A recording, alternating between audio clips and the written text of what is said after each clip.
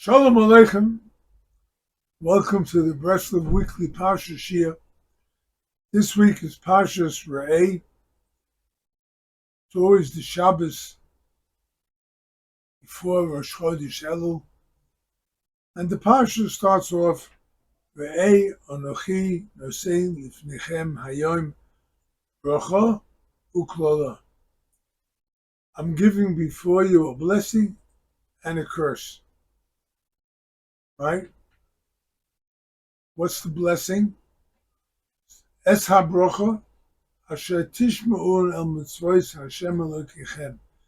The blessing is that you will listen to the mitzvos of Hashem. That's the blessing. Why? Well, Rabbi Nachman points out that in this world, nobody has it great.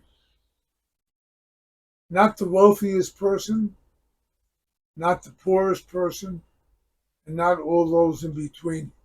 There are always challenges that come before us. How could a person ever learn to live the good life? Right? There's plenty of problems with the wealthy. Take a look at Elon Musk, wealthiest person in the world. Right? He's got trouble with his SpaceX. He's got trouble with some of his companies, this and with that. Take a look at Zuckerberg. Take a look at Jeff Bezos. Things, they have problems too. Whoever you are, wherever you are, there's a problem. So how could you have a blessing in this world?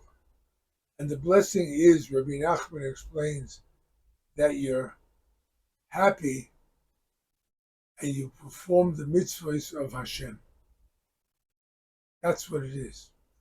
If you're combined with Hashem, Hashem is eternal, Hashem is infinite, and therefore, if you're attached to Hashem, you're attached to infinity. If you're not attached to Hashem, your life is temporal. And in that temporal life, there are going to be ups and downs. There are going to be good moments. Everyone has some good moments. Everyone has some joy. And yet, many people suffer. And that's the way the world works. Rabbi Nachman explains the Mishnah in Pirkei Avos. Very, very amazing translation, very amazing insight. The Mishnah says, Kachi darker shel Torah. This is the path of Torah. Pas b'melech toichal. Eat bread with salt. Umayim b'mesura tishteh. Drink water with a measure. V'alo oretz tishon. Sleep on the earth. Chaye tzar tichye. And live a life of anguish, of suffering. The imata oise kain, and if you do it, so ashrecha ba'olam hazeh, v'toiv loch le'olam haba. You are very fortunate in this world, and you're going to have great fortune in the world to come. And Rabbi Nachman says, you're going to eat just bread and salt, you're going to drink a little bit of water, you're going to sleep on the ground, and you're going to live a life of suffering, and you're fortunate in this world, right? The Mishnah has to make sense. Rabbi Nachman explains it this way. If all you aspire to are the minimum, you're aspiring for the minimum. You're aspiring for bread and salt. I don't need more. I don't need more than a little bit of water. I don't need a very comfortable bed. Sealy mattress, Simmons mattress. I don't need that. I can sleep on the floor. If you're prepared for that, then you're going to have a wonderful life. Why? because whatever you have more than that is a bonus. Just think how fortunate you're going to be if I only need bread and water and I have vegetables, if I have a piece of meat, if I have some cottage cheese, if I have tasty foods, what's wrong? Nothing. You're entitled. Have it. But I didn't expect it. So I'm happy with what I have. And that's the key to understanding the Mishnah. You're fortunate if your aspirations are minimal, because then your whole life, you're going to have a lot. Everyone has a lot more than just the bare minimum. And therefore, you're going to have a wonderful life. You're going to be happy with everything you have. You're going to find joy in every corner, in every part of your life. It's going to be great. That's how the Parsha starts off. Parsha continues about how the Jews eventually will be in Yerushalayim. This is before King David's time. And then it talks about be careful to tithe, be careful not to drink blood. All right, who's going to really drink blood? But that really means you don't have to aggravate anybody else either. Right? I got to drink their blood. I got to aggravate them too. No, that's not the way to live. Do not eat blood. In other words, don't look for revenge. Don't look to avenge a wrong that was done to you. These things happen. It's part of the challenges of life, part of the difficulties of life. But don't go after it. Don't pursue it. You may have to. I hope not. There may be instances where you feel you have to bury the other guy. Don't pursue that kind of life.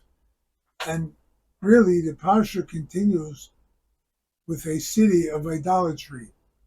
If a entire city turns to idolatry, then they have to be wiped out because they've gone against Hashem, they've rebelled. And you have to avoid that. But that's really what going after blood is. It's idolatry. It's an urge within the person to go off the proper path and to follow the dictates of their heart, which is always dangerous. So you have to learn to connect your mind to your heart. The mind, which can see things clearly, should control the heart and not allow yourself to explode and harm somebody else. Then the Parsha goes on about the mitzvah of tzedakah, charity, and how you have to take care of the poor, of those who have less. There's always someone who has less, and there's always someone who has more. And try to give what you can to the poor person. Charity. We feel it more because we're an organization that needs help.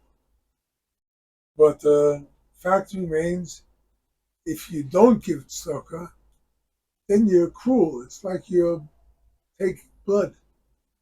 There are many people who are suffering. Help them out. Help them out. It's hospitals. It's visiting the sick. It's schools, education, right? And give wisely. There are people who give to Columbia University, to Harvard. Harvard has a portfolio of billions of dollars, and people donate to them. Why? To get people who will kill others, people who will rebel, people who will support Hamas and murderers, right? That's not giving charity wisely. It's not. What you have to do is learn to give charity wisely. Furthermore, the Parsha goes on, the end of it, to speak about the holidays. Pesach, why we celebrate, Hashem took us out of Egypt. Shavuos, we received the Torah. Sukkot, we were surrounded and protected by the clouds of glory, and we hope that those clouds will very, very shortly return to us. The idea is that when you celebrate the holidays, you're recognizing the miracles that Hashem wrought for us. You're recognizing the fact that we don't have to live in what's called the natural world. We can live in a world where things are beyond nature. And we can see the miracles. Like now, the miracles happening every day in Israel. The Houthis send missiles. Hezbollah sends missiles. Jews are suffering from Hamas. And yet, there's almost no deaths from these kind of acts. That's an open miracle. You can't deny it. It's not possible. Tens of thousands of rockets and almost nobody is hurt. It's got to be the recognition of Hashem. Hashem did it for us already when we left Egypt. We had the 10 plagues. We had the splitting of the sea. We had the clouds of glory. We had the revelation at Sinai. Hashem did it then. And as Yirmiyah Hanavi says, He made Seischo Me'eretz Mitzrayim Arenu Neflois. Just like in the days when you left Egypt, I will show you miracles. And they're happening now. Take a look. I come into Jerusalem and I see cranes. They're building all over the city. What does that tell me? Psalms 147. Hashem says, Pasuk says, Boinei Yerushalayim Hashem. Hashem is building Yerushalayim. He's getting it ready for the ultimate salvation. May Hashem help that we rejoice in the fact that we are seeing miracles on a daily basis. And may Hashem help that we're able to turn to Hashem and enjoy doing the mitzvahs with real joy. And with that, Hashem will help. We perform the mitzvahs and we'll see the coming of Mashiach, building of the temple. Amen. Amen. We want to thank you all for watching these videos. We hope it's helped you, the ideas of Rabbi Nachman, Rabbi Nosson, and it'll enhance your Shabbos. You'll have something extra to talk about. We hope you'll be able to share these ideas with other people too. And with that, we're going to see wonders upon wonders, how people's lives improve, and we have real reason to live, go forward with life, and to succeed in having a wonderful life. Amen.